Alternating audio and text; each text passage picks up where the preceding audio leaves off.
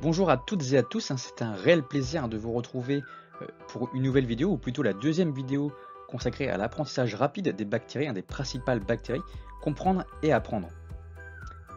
Alors, nous allons aborder, comme promis dans cette vidéo, principalement les bactéries aérobies Gram-. Alors, bien sûr, cette vidéo fait directement suite à la première, que je vous invite donc à aller regarder ou à visionner, et de suite d'ailleurs, pour bien comprendre les concepts. Et je vous mets le lien dans la description ou alors par ici en haut à droite. Allez, c'est parti, jingle.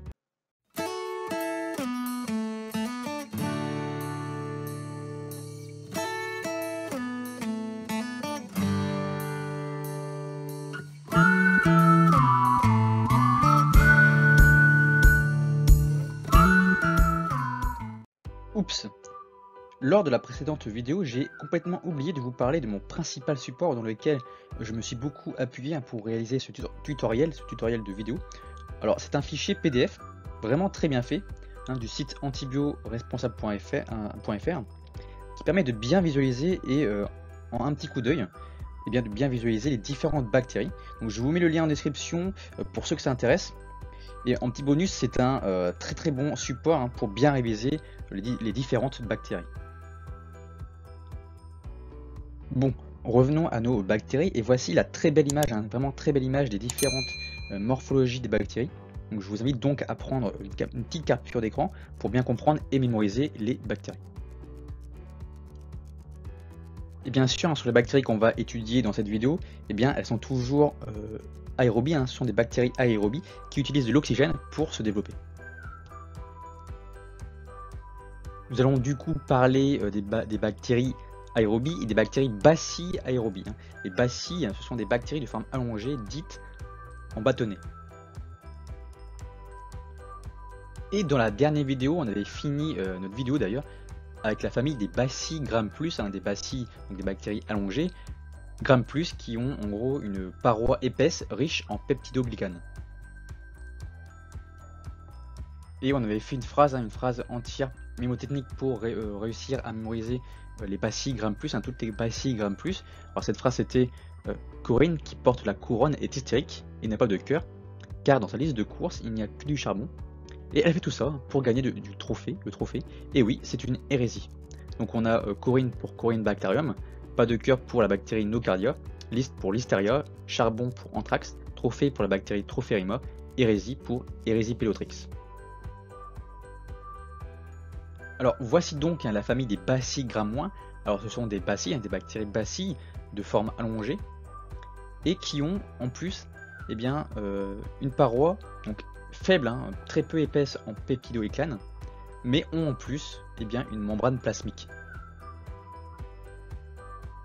Passons à l'une des grandes familles des bacilles Gram-, ce sont les entérobactéries.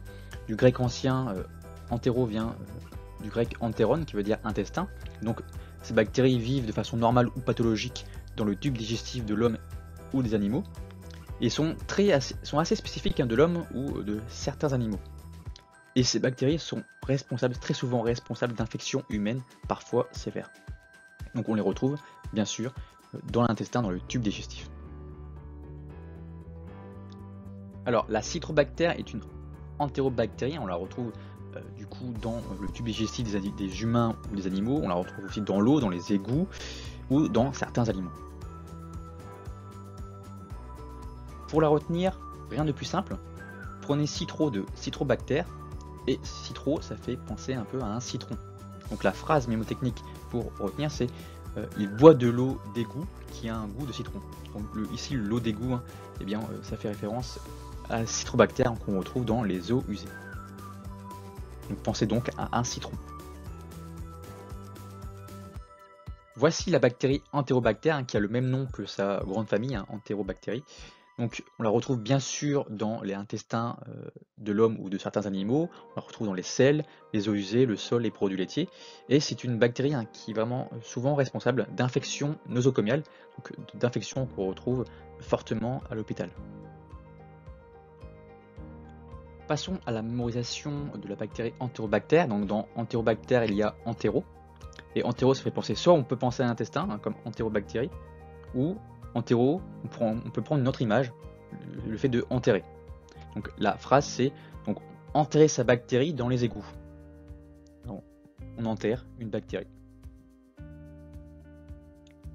Escherichia coli. Alors c'est une bactérie vraiment très connue de nos jours. Elle a été découverte en 1885 par Théodore Escherich, d'où son nom Escherichia, qui l'a découverte dans les selles des chèvres. Donc elle est très commune chez l'être humain, on la retrouve dans les intestins parce qu'elle fait partie des entérobactéries. Donc il existe beaucoup de souches d'Escherichia coli et très souvent elles sont pathogènes. Donc elles peuvent entraîner des gastroentérites, des infections urinaires, méningites ou des sepsis. Et les mémos pour retenir cette bactérie, alors c'est vraiment un mémo que j'adore, c'est l'un de mes premières mémorisations. Escherichia coli, on va prendre la phonétique.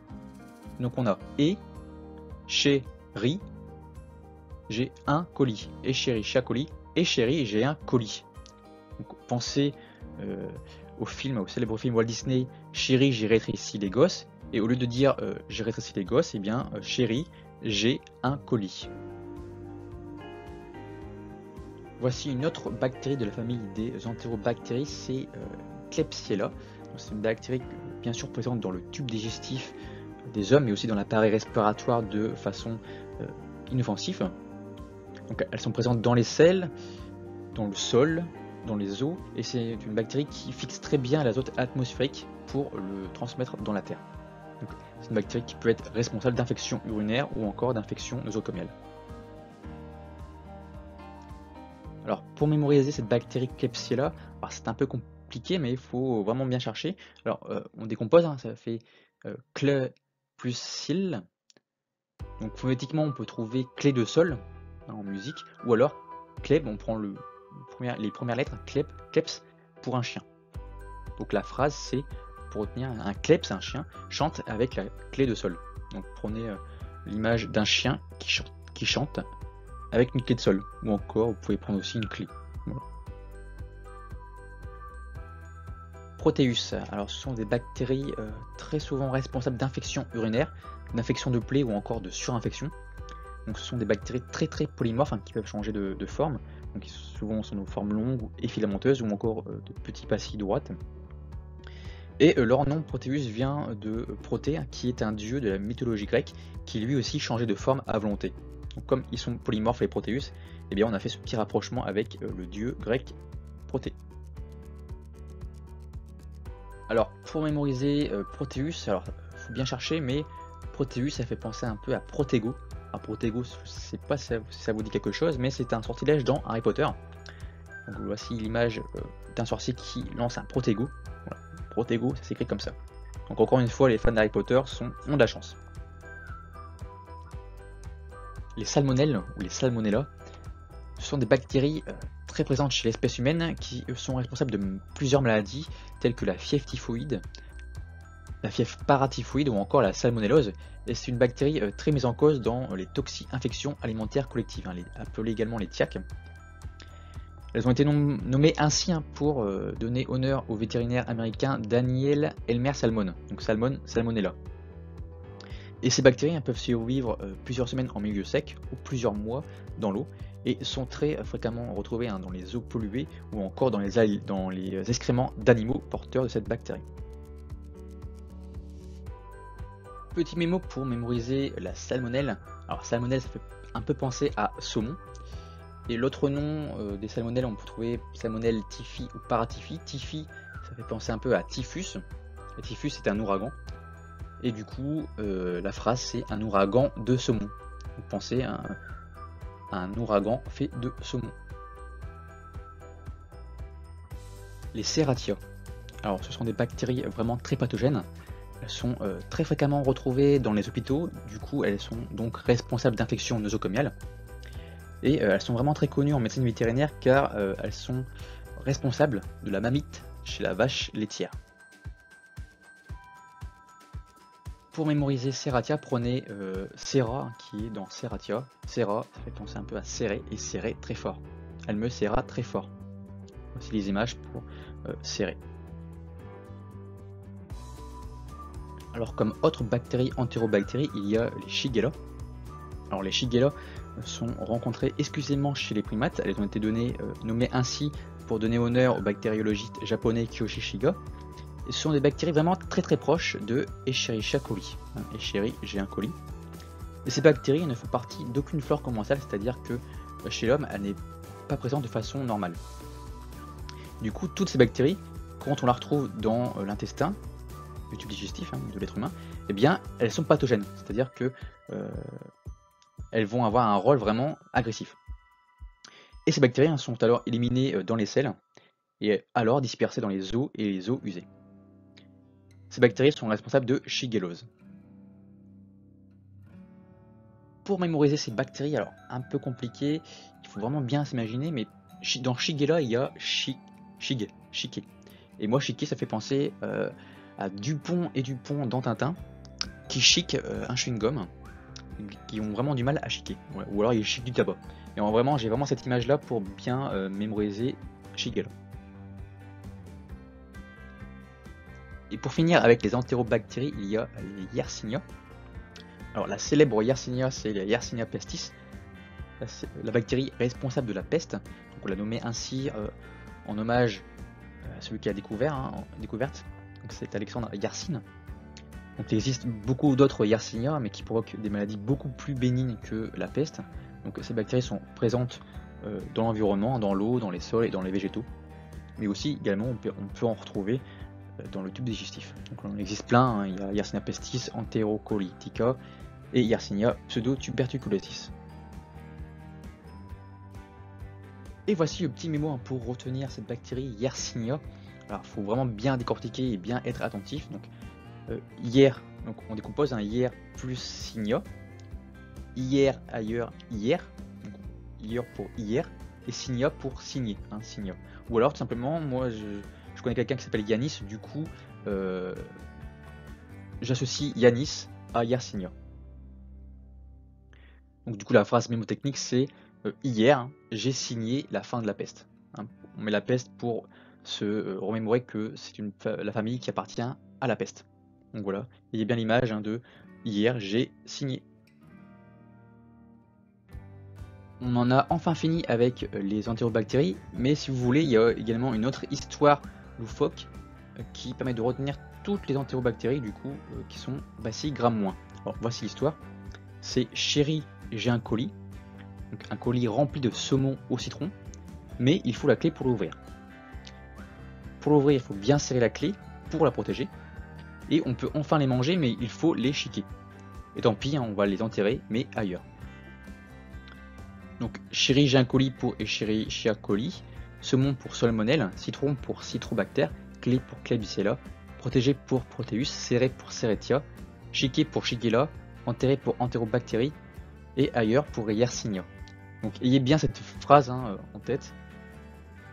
Imaginez-vous bien la scène et puis vous aurez mémorisé l'ensemble des entérobactéries. Voyons maintenant d'autres bacilles à gram négatif, parce que oui, il en existe vraiment plein d'autres, de morphologie et de tailles différentes. Donc, il y a des bacilles de simples qu'on a vu, il y a également des bacilles fusiformes et puis des bacilles spéciales appelées vibrions. Comme autres bacilles à gram négatif, eh bien, il y a les acinetobactères. Ces bactéries sont responsables d'infections diverses qu'on rencontre très fréquemment dans les milieux hospitaliers. Alors, pour mémoriser cette bactérie, il faut encore une fois décomposer le mot. Donc, acinetobactère. Donc, il y a aciciné et la phrase pour retenir c'est assis au cinéma.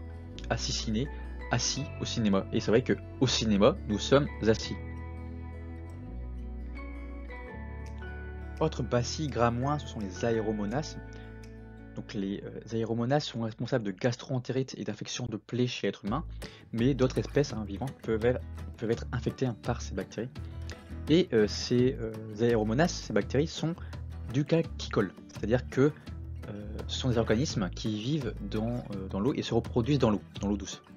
Et dans ducalcicole, il y a aki qui fait penser au mot eau. Donc, du coup, ces bactéries, on les retrouve dans les eaux douces notamment. Mémorisons ensemble les aéromonas. Alors aéromonas est formé de deux mots. aéro et romone. Aéro, ça peut faire penser un peu à de l'air, et romone, ça a la même terminologie que phéromone. Donc la phrase mnémotechnique, c'est il y a des phéromones dans l'air. Donc essayez de bien imager cette phrase hein, avec le vent, de l'air, puis des phéromones. Autre bassigramme négatif vraiment très connu sont les Bordetella ou encore Bordetella parapertussis ou Bordetella pertussis. Donc ce sont des bactéries dites parasites obligatoires, c'est-à-dire qu'elles ne vivent pas longtemps dans le milieu extérieur. Ce sont des bactéries qui sont vraiment très attirées par les voies respiratoires chez l'homme et chez les animaux. Et ces bactéries sont responsables, hein, par exemple les parapertussis et pertussis, eh bien, sont responsables de la coqueluche chez l'homme. Donc ce sont des germes vraiment très exigeants. Hein. Et coqueluche, le mot coqueluche, donc, il est dû aux bactéries parapertussis et pertussis. Et l'origine du nom coqueluche vient du nom coqueluchon, hein, qui est un mot du 15e siècle, qui désigne un peu une sorte de capuche. Mais l'autre nom possible de coqueluche vient du caractère typique de la toux, hein, de la toux de quelqu'un touché par la coqueluche, et bien c'est le chant du coq. Hein, il a vraiment une toux typique appelée le chant du coq. Et pour retenir cette bactérie, Bordetella, donc on prend bordé comme bordel, et coqueluche, et bien tout simplement au coq. Et la phrase mnémotechnique, c'est un coq qui chante, c'est quoi ce bordel? Voilà. C'est quoi ce bordel? C'est quoi ce coq qui chante? Les Burkholderia, alors ce sont des bacilles-gramois, leur nom vient de Walter H. Burkholder, et ces bactéries sont étudiées pour leur capacité à réhabiliter les sols des friches industrielles chimiques, c'est-à-dire qu'elles sont capables de régénérer la terre qui a été polluée hein, par des usines par exemple. Elles sont également connues pour leur résistance aux antibiotiques et leur taux énorme de mortalité. Et ce sont donc des bactéries classées comme armes biologiques potentielles. Alors ces bactéries colonisent hein, une très large variété de niches écologiques et en gros sont présents à peu près partout sur la planète. Pour mémoriser ça, eh bien, comme d'habitude, hein, il faut décortiquer le nom. Donc, il y a dans Burkholderia, il y a Burk et Hold. Et du coup, la phrase mémotechnique, c'est en plein hold-up, hein, hold pour hold-up. Eh bien, il vomit, hein, il burk, c'est burk. Donc en plein hold-up, il vomit, hein, c'est burk. Les bactéries Pastorella, alors ce sont des bactéries commensales, c'est-à-dire qu'elles sont plutôt inoffensives, présentes sur les muqueuses de l'appareil respiratoire, de l'appareil digestif, de la bouche encore, hein, des mammifères ou des oiseaux. C'est une bactérie plutôt rare chez l'homme et elle a été décrite en 1879 par Henri Toussaint et par Louis Pasteur, d'où le nom Pastorella. Donc leurs travaux ont permis de découvrir cette bactérie et son rôle dans la maladie dite du choléra des poules.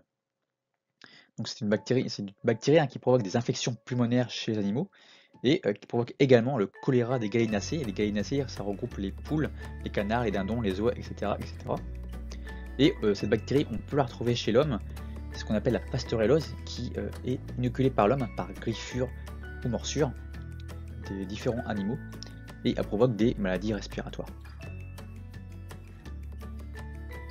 Alors pour mémoriser ça, eh bien Pasteurella, pensez tout simplement à Louis Pasteur ou encore vous pouvez penser aussi à un pasteur dans une église. Et le choléra, pour le choléra des poules, pensez choléra, ça fait penser un peu à colère, à la colère. Donc les poules sont en colère. Donc la phrase mémotechnique c'est Pasteur pasteurise une poule en colère. Pasteur, Louis Pasteur, pasteurise une poule en colère. Les bactéries Pseudomonas. Alors au début des années 2000, eh bien, on considère que la famille des Pseudomonacées eh bien, regroupe probablement la forme la plus abondante et la plus répandue sur la planète Terre. Ces bactéries jouent un rôle important dans le processus de biodégradation. Et du coup, ce sont des bactéries largement répandues dans l'environnement. En effet, on peut également les retrouver dans les fosses nasales ou encore dans l'intestin chez l'homme ou encore chez plusieurs animaux. Et la bactérie la plus pathogène chez l'homme de cette famille, eh bien, c'est la Pseudomonas aeruginosa. Pour mémoriser ça, eh bien, prenez le pseudo de Pseudomonas et l'air de aeruginosa. Air plus regia. Et la phrase c'est il y a de nombreux pseudos dans l'air. Voilà, un pseudo tout simplement dans l'air. les bactéries Stenotrophomonas. Ces bactéries présentent une multirésistance naturelle aux antibiotiques. Ce sont des agents pathogènes, surtout présents chez les patients immunosupprimés qui n'ont plus de système immunitaire, et ceux hospitalisés en soins intensifs. Donc, ce sont des bactéries qu'on retrouve plus principalement dans les milieux hospitaliers, et c'est également une espèce très répandue dans l'environnement. Alors là, pour retenir cette bactérie, ça va être assez compliqué, je vous l'accorde, il faut vraiment bien décortiquer le mot. Stenotrophomonas, alors il y a sténo plus tropho.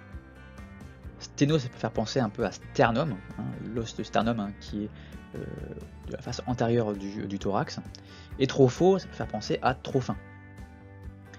Et comme cette bactérie a trop faim, eh bien, elle est résistante à tout. Donc la phrase mémotechnique, c'est sur mon sternum, Paz. Donc Paz, c'est le personnage dans Bugs Bunny, a très très faim. Voilà, sur mon sternum, Paz a très très faim. Paz, c'est lui et il a toujours faim. Voyons maintenant la dernière famille des bacilles Gram-, ce sont les vibrions. Alors, ce sont des petites bacilles, hein, de forme fréquemment incurvée, dites en virgule, et ce sont des bactéries très très mobiles. L'espèce la plus connue du genre Vibrio, c'est la Vibrio cholerae, responsable du choléra. Et il y a bien sûr plusieurs espèces, hein, de genre Vibrio, et ces bactéries vivent principalement dans l'eau, donc dans les eaux douces, mais elles peuvent également vivre dans les eaux salées. Et ça grâce au fait qu'elles sont halophiles, Donc du grec halos, sel, ça veut dire le sel, et philin, eh bien aimer. Donc c'est ça vraiment leur particularité. Alors, pour mémoriser le choléra, eh bien, prenez Vibrio. Vibrio, ça peut faire penser un peu à vibrer phonétiquement. Et puis choléra, eh bien, colère, on a vu ça précédemment. Et donc, pour mémoriser la phrase, c'est quand on est en colère, on vibre. Hein. Quand on est énervé en colère, eh bien, on vibre de la colère. Voilà. On vibre de la colère. Et bien sûr, pour celles et ceux qui voudraient retenir toutes ces bacilles Gram négatifs, et bien voici une histoire globale. Donc au cinéma, il y a des phéromones dans l'air. Pour y entrer, il faut un pseudo. Pseudo, c'est Pasteur. Et un pasteur qui passait par là cria « C'est quoi ce bordel ?» Mais il avait tellement trop faim qu'il vibrait de colère et Burke, hein, il vomit. Donc au cinéma pour Acinetobacter, phéromone dans l'air pour Aeromonas, pseudo pour Pseudomonas, pasteur pour Pastorella, bordel pour Bordetella, trop faim pour Stenotrophomonas, Vibria pour Vibrio et Burke pour Burkholderia. Imaginez-vous bien la scène et représentez-vous bien la scène pour bien la mémoriser. Ça y est, on a enfin fini, car en effet on vient de voir 4 grandes familles de bactéries. On a vu les Cocci Gram+, les Cocci Gram-, les Bacilles Gram+, et les Bacilles Gram-. Bravo à vous. Ce tuto, hein, pour apprendre les bactéries n'est pas tout à fait fini, hein, loin de là, mais on vient quand même de faire une très très grande partie. Donc restez à l'affût. Et donc prochainement, la toute prochaine vidéo sera intégralement consacrée aux bactéries Cocobacilles Gram-. Allez, restez à l'affût et abonnez-vous. Vous êtes en train de devenir un serial killer des bactéries. Alors ça y est, la vidéo est terminée, j'espère qu'elle vous aura plu. En tout cas, je suis très content, hein, de vous partager mes petits trucs pour mémoriser. D'ailleurs, abonnez-vous, hein, pour me soutenir et pour être à l'affût des prochaines vidéos. Likez, partagez et commentez, hein, si ce type de contenu de vidéo vous plaît. Allez, on se dit à très très vite. Ciao.